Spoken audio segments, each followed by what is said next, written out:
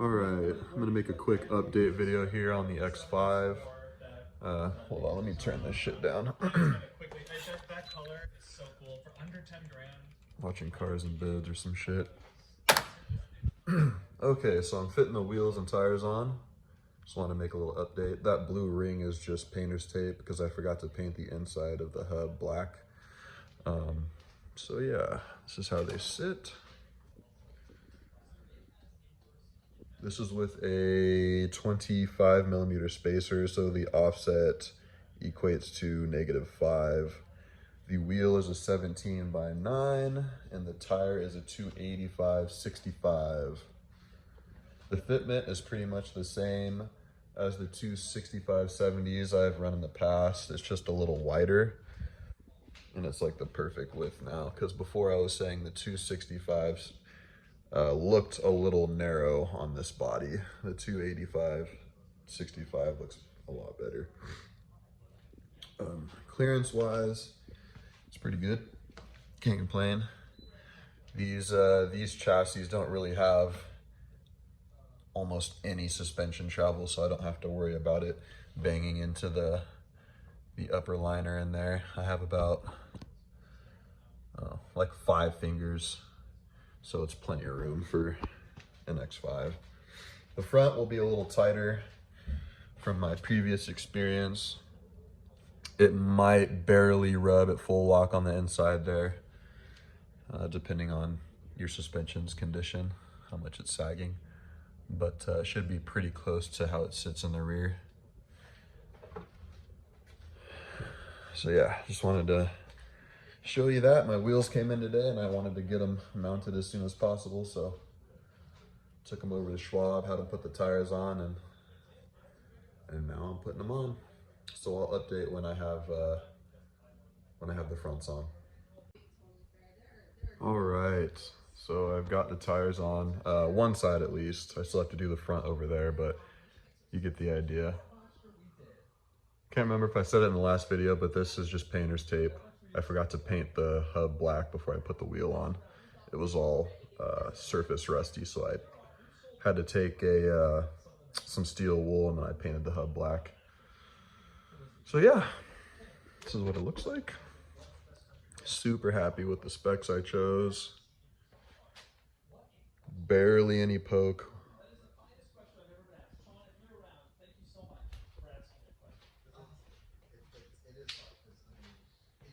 Sorry there's so much stuff in the way, but like I said in my previous video, there's a lot going on in the garage. Let me climb over this here.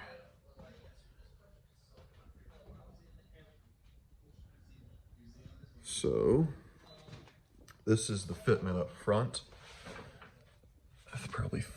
So it's still 5-finger height.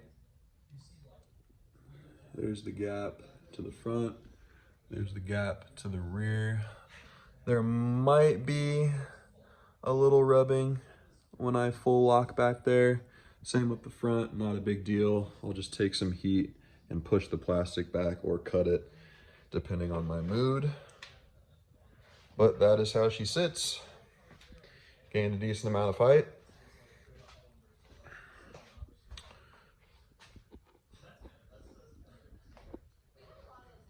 She is coming along well. Damn, that looks so good. I don't know about you guys, but this it's like seafoam green body color has really grown on me, especially with these wheels. I knew the wheels would make it pop, but this looks a lot better than I thought. I was thinking about doing clear tails. I don't know if I'm gonna do that. I have them on order. The company said they didn't make them anymore, but now they're saying they're gonna fulfill my order, so we'll see what happens. If they come, we'll use them. If they don't, we won't. So I'll just give you another glimpse of the interior while I got you, if you haven't seen it yet. So this is a manual 5-speed 2002 X5 with a 3.0 6-cylinder. I put the M steering wheel and the 4.6 gray-faced orange needle cluster in there. And it's tan right now, but as you can see, it has like no seats. And that is because I found someone parting out an e53 with gray interior, so I got all gray. And then actually I didn't mention this in the last video, but all the trim that comes on these is usually wood grain. I found a brushed aluminum full set of trim for everything, including the door cards. So it's going to be gray on charcoal carpet with silver and black trim. So I think it's going to look really good.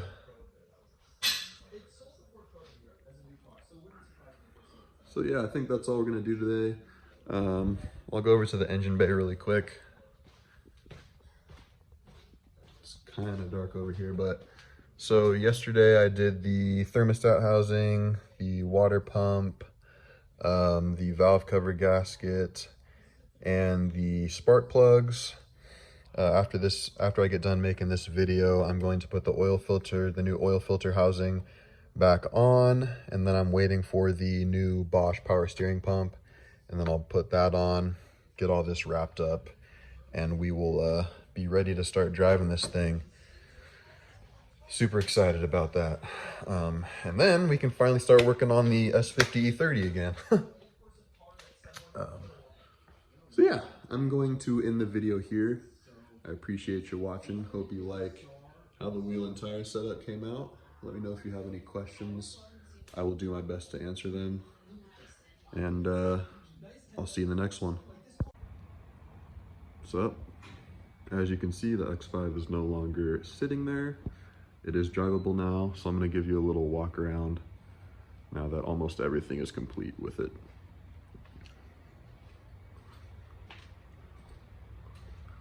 Here's how it sits.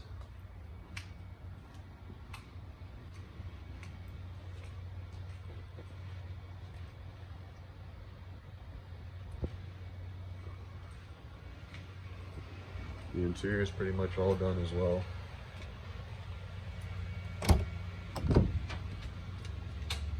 Carpet, gray interior from tan, the M Sport steering wheel, and the 4.6 IS gray cluster.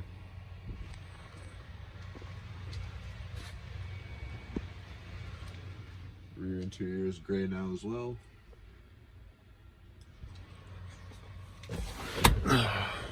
This is the 5-speed. If this is your first video on my channel, it's the 5-speed E53. I'll show you the cluster. It's probably one of my favorite parts.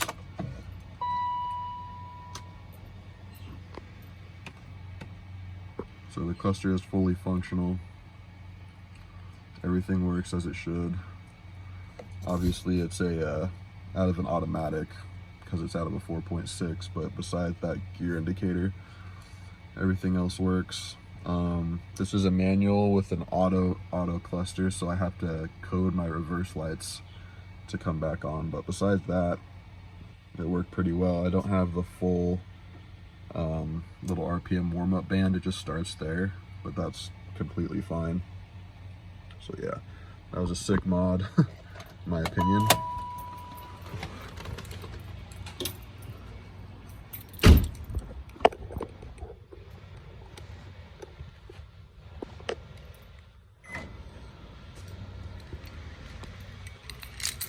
So yeah,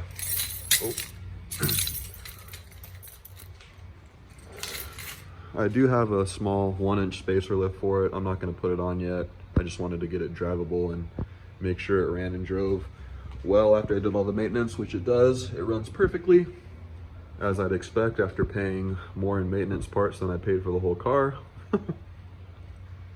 But it was worth it. I really love this look. So yeah, I'm gonna end it here. I actually have the new E30 coupe around the corner on the cement pad, but I'm gonna save that for the next video, so I'll see you then. It will be soon, so see ya.